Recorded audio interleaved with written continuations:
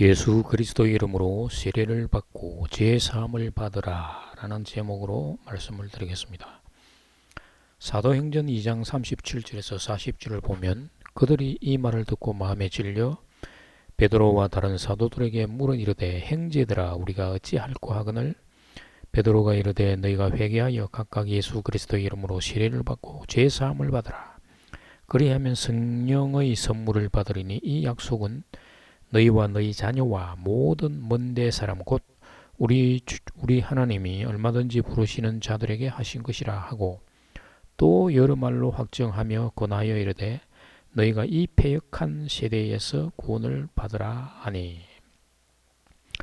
교회 공동체 신도들은 회개하라는 말을 어떤 잘못을 저질러서 뉘우치고 고백하고 용서를 빌라라는 말로 이해하는 경우가 많습니다.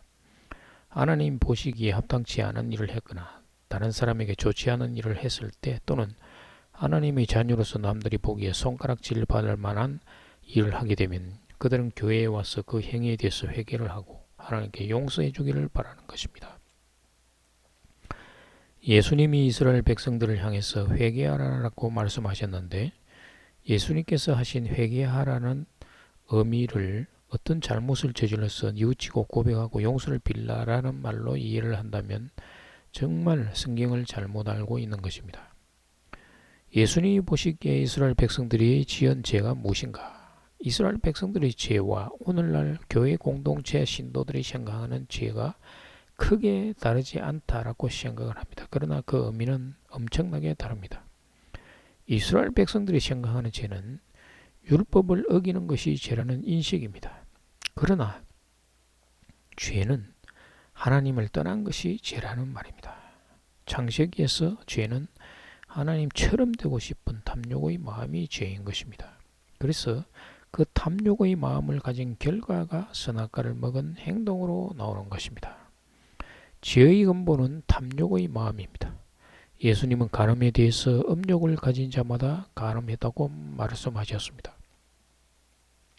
선악을 알게 하는 나무의 열매를 먹은 결과는 하나님 없이 스스로 어떤 것이 선하고 어떤 것이 악한 것인지 판단하게 되어 스스로 행동하는 것입니다.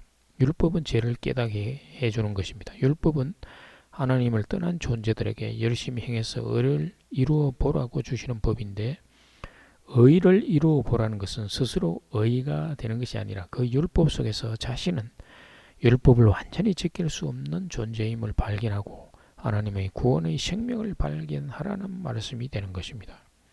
율법으로는 의를 이룰 수 없는 죄인이라는 것을 깨닫고 약속의 시인 그리스도를 발견하라는 것입니다. 그런데 이스라엘 백성들은 율법을 완벽하게 지키는 것이 어렵게 되는 방법이라고 생각을 했던 것입니다.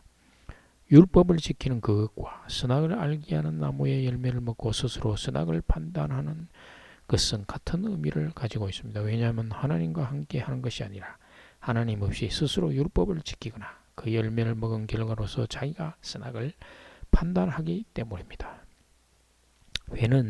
회개는 죄를 깨닫고 하나님께로 돌이키는 것인데 오늘날에도 율법에 비추어서 스스로 죄를 짓는지 판단하는 자들이 교회 공동체 안에 많이 있는 것입니다. 자기가 주체가 되어 죄를 판단하고 율법에 따라 죄를 짓지 않도록 노력하는 것입니다. 이게 잘못된 회개인 것입니다. 회개는 자신이 도무지 죄에서 벗어날 수 없는 존재라는 것을 깨닫고 하나님께 부르짖는 것입니다.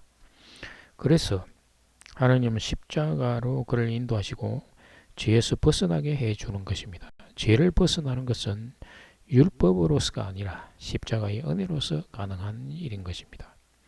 죄를 속죄받는 일은 예수 그리스도와 함께 죽는 것입니다. 로마서 6장 6, 7절에서 우리가 알거니와 우리 옛사람이 예수와 함께 십자가에 못 박힌 것은 저희 몸이 죽어 다시는 우리가 죄에게 종노릇 하지 아니하리 함이니 이는 죽은 자가 죄에서 벗어나 어렵다 하심을 얻었습니다. 그래서 예수와 함께 죽은 자가 되면 하나님이 성령을 선물로 주십니다. 하나님이 예수와 함께 죽은 자를 부활하신 그리스도와 함께 부활시켜 새 생명을 주시는 것입니다. 이게 바로 성령 세례가 되는 것입니다. 그리고 새 생명을 받은 자는 예수 그리스도 안으로 들어가게 되는 것입니다.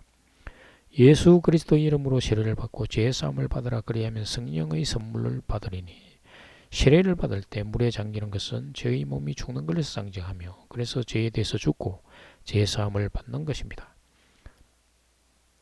이 죄는 과거의 죄만이 아니라 성도가 세상에 사는 동안에 일어날 수 있는 모든 죄에 대해서 하나님이 죄를 사해 준다는 말입니다. 그 약속은 로마서 8장 1, 2절에서 그러므로 이제 그리스도 예수 안에 있는 자에게는 결코 정죄함이 없나니 이는 그리스도 예수 안에 있는 생명의 성령의 법이 죄와 사망의 법에서 너를 해방하였습니다.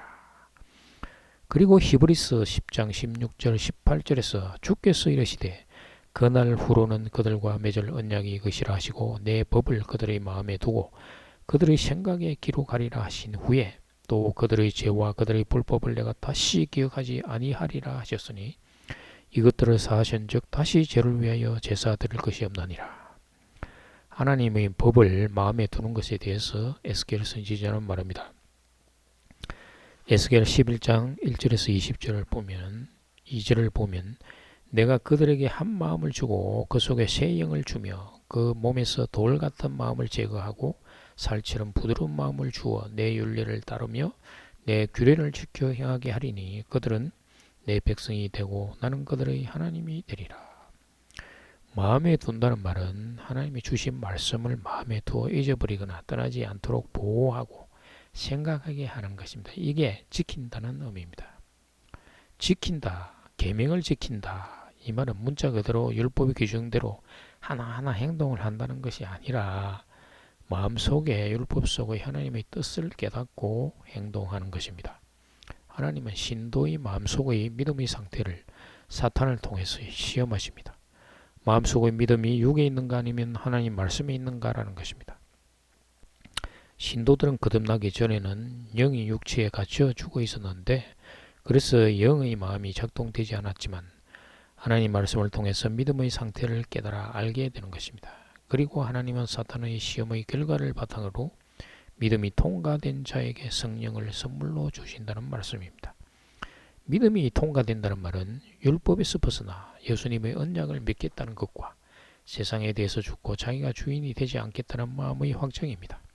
진짜 믿음인지 가짜 믿음인지 하나님만이 아시는 것입니다. 그래서 하나님이 인정하시면 비록 이전에 죄인이었지만 성령으로 새 피조물을 만들어 주시겠다는 약속인 것입니다. 하늘로부터 오는 믿음을 가진 자는 죄로부터 떠나며 영적 성장을 통해서 육적 자아를 통제해 나가는 것입니다. 육적 자아는 죄로 끌고 가려는 마음이 있습니다.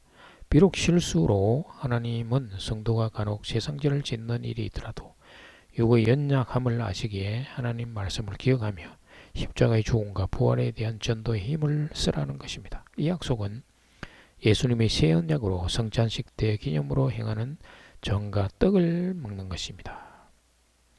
그래서 성찬식 때 장과 떡을 먹는 것은 죽음을 기억하라는 것이고 또 하늘로부터 오는 부활 생명을 받는 것을 의미하는 것입니다. 부활 생명은 육체가 죽어서 얻는 것이 아니라 살아있는 현재에 받는 것입니다. 그래서 하늘에 앉히신 바 되는 것입니다. 에베소서 2장 6절에서 또 함께 일으키사 그리스도 예수 안에서 함께 하늘에 앉히시니 라고 말하고 있습니다. 감사합니다.